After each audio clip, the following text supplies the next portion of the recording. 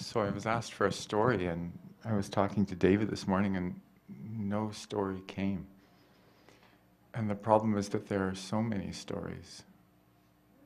Over the last 20 years, I've been caring for old people, helping them, helping walk them home. Probably 40, 50, 60 old people a year come, and I care for them, and then they go.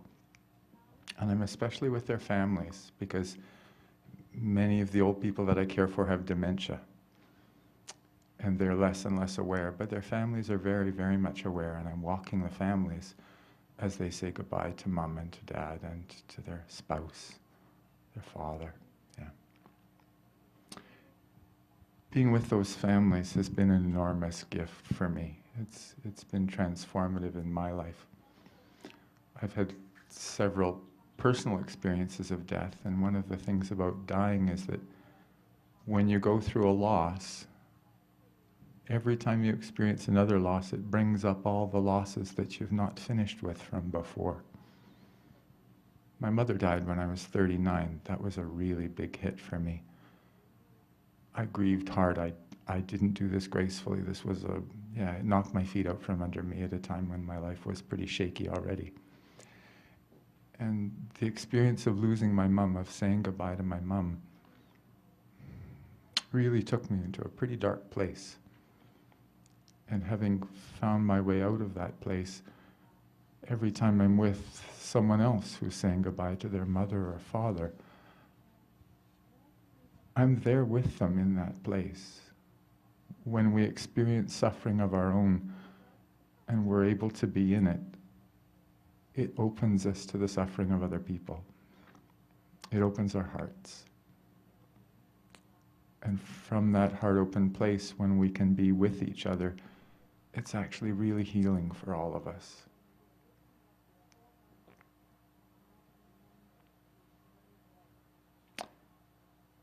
It's really salutary to sit at a deathbed. It's extraordinarily uncomfortable for many people, but it's actually one of the most wonderful parts of my life, is that several times a week I'm talking about being with, sharing with, helping families where their loved one is dying. And it brings a lot of things into really sharp focus. From there, in the presence of that suffering, a lot of the stuff that we worry about is really not worth much.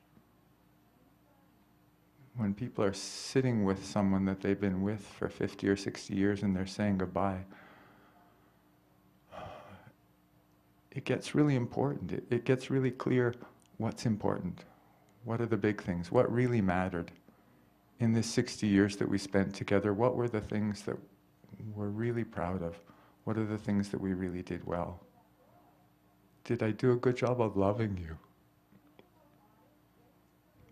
Was I able to support you when you were having a really hard time? I remember when you carried me when I was not doing well. Yeah, the big stuff floats to the top and all the rest just disappears. And there, beside a deathbed, life gets a whole bunch clearer.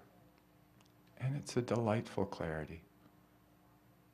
Because when I go out of that room, I'm still alive and I've still got lots of life left, and it's not too late for me to go home and tell my dear wife just how precious she is.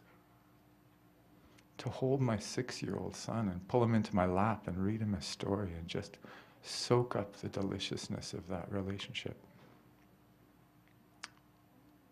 So I'm really grateful for my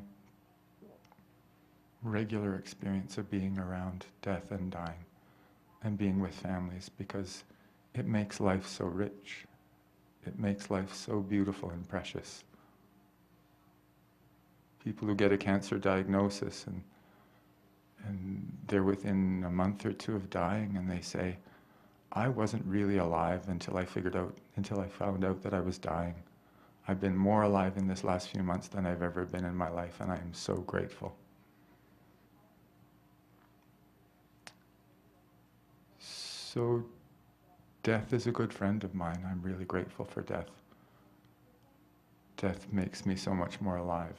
And being in the presence of death, being really present with a wide open heart, enriches us enormously as human beings. And I commend it to you.